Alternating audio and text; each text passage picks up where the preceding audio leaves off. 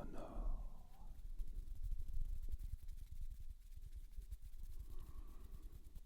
Je suis le prince des sons.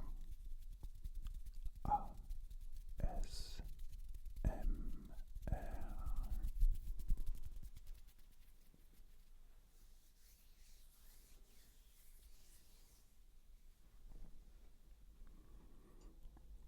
Je vais vous lire un conte,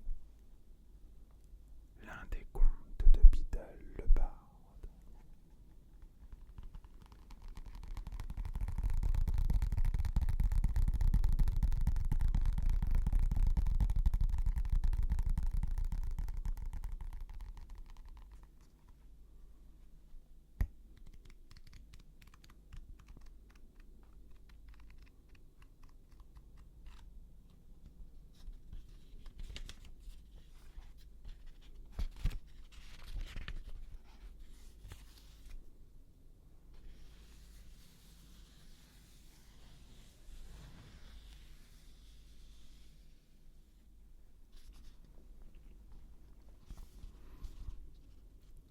Le conte des trois frères.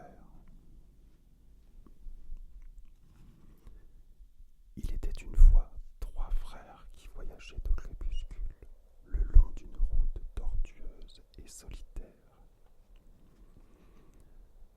Après avoir longtemps cheminé, ils atteignirent une rivière trop profonde pour la traverser à gué et trop dangereuse pour la franchir à la nage. Les trois frères, cependant, connaissaient bien l'art de la magie. Aussi, d'un simple mouvement de baguette, ils firent apparaître un pont qui enjambait les eaux redoutables de la rivière. Ils étaient arrivés au milieu du pont lorsqu'une silhouette encapuchonnée se dressa devant eux en leur interdisant le passage. C'était la mort et elle leur parla. Elle était furieuse d'avoir été privée de trois victimes, car d'habitude les voyageurs se noyaient dans la rivière. Mais elle était rusée. Elle fit semblant de féliciter les trois frères pour leur talent de magicien et leur annonça que chacun d'eux avait droit à une récompense pour s'être montré si habile à lui échapper.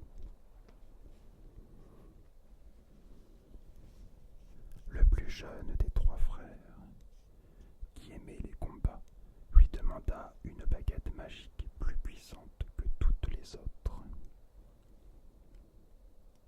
Une baguette qui garantirait toujours la victoire à son propriétaire. Dans tous les duels qu'il livrerait, une baguette digne d'un sorcier qui avait vaincu la mort. La mort traversa alors le pont et s'approcha d'un sureau sur la berge de la rivière. Elle fabriqua une baguette avec l'une des branches et en fit don à l'aîné.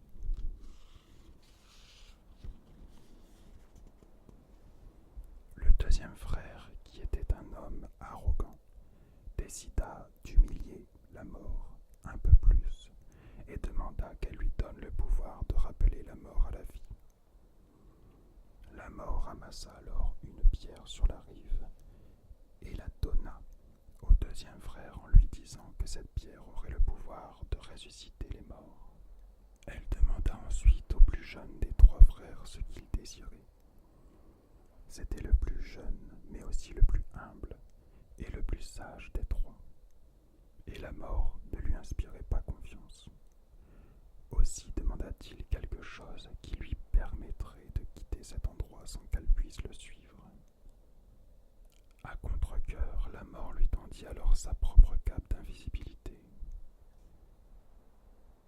Puis elle s'écarta et autorisa les trois frères à poursuivre leur chemin, ce qu'ils firent, s'émerveillant de l'aventure qu'ils venaient de vivre et admirant les présents que la mort leur avait offerts. Au bout d'un certain temps, les trois frères se séparèrent, chacun se dirigeant vers sa propre destination. L'aîné continua de voyager pendant plus d'une semaine et arriva dans un lointain village. Il venait d'y chercher un sorcier avec lequel il avait eu une querelle. À présent, bien sûr, grâce à la baguette de Suro, il ne pouvait manquer de remporter le duel qui s'ensuivit. Laissant son ennemi mort sur le sol, l'aîné se rendit dans une auberge où il se vanta haut et fort de posséder la puissante baguette qu'il avait arrachée à la mort en personne. Une baguette qui le rendait invincible, affirmait-il. Cette même nuit, un autre sorcier s'approcha silencieusement du frère aîné qui dormait dans son lit, abruti par le vin. Le voleur s'empara de la baguette et, pour faire bonne mesure, trancha la gorge du frère aîné. Ainsi, la mort prit le premier des trois frères.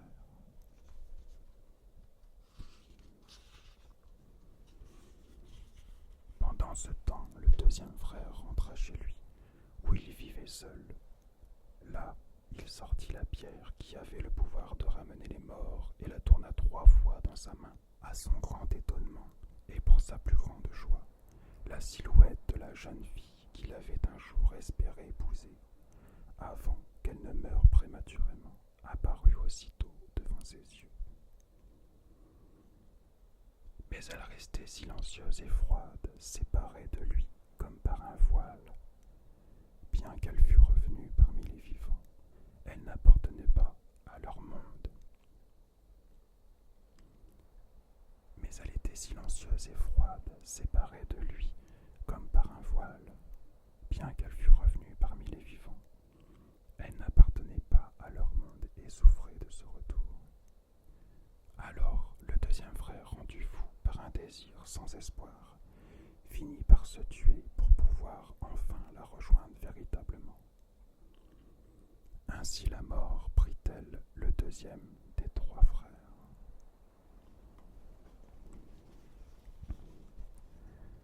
Pendant de nombreuses années, elle chercha le troisième frère et ne put jamais le retrouver. Ce fut seulement lorsqu'il eut atteint un grand âge que le plus jeune des trois frères enleva sa cape d'invisibilité et la donna